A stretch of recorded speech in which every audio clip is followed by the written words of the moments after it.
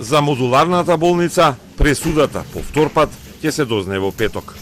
Двајцата обвинети директори, Флорин Бесим и Артан Етеми, кои беа од начело на Тетовската клиничка болница во време на пожарот во кој загинаа 14 луѓе, бараат судот да ги ослободи, бидејќи сметаат дека немаат одговорност за настанот.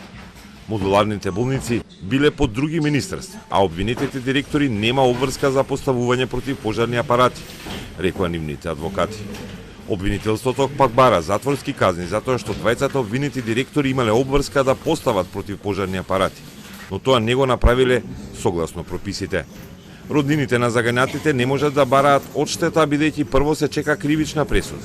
Истиот основен суд во Тетово прво бара правосилна кривична пресуда, а потоа тие да си ги бараат правата во граѓанска постапка, посочи еден од адвокатите на оштетените. Роднините на жртвите се незадоволни од истрагата на обвинителството затоа што се обвинети само директорите за противпожарни апарати и никој друг, ниту оние кои го предизвикале пожарот со ракување на медицинската апаратура. За пожарот да се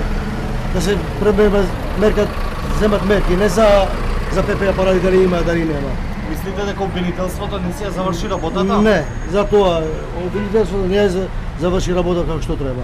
Требаше виновни да бидат пожарот како доаѓа и отиде. Ова е второ судење за случајот модуларна болница, бидејќи првата пресуда во која директорите добија условни затворски казни беше поништена на апелациониот суд во Гостивар.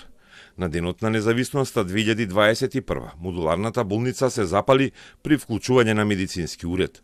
Во пожарот загинаа 14 луѓе, пациенти болни од корона и роднини на пациенти кои се грижеле за нив. После истрагата, обвинети беа само директорите и болницата како правно лице, додека повисоките владеачки ешалони и персоналот од кобната смена не беа опфатени.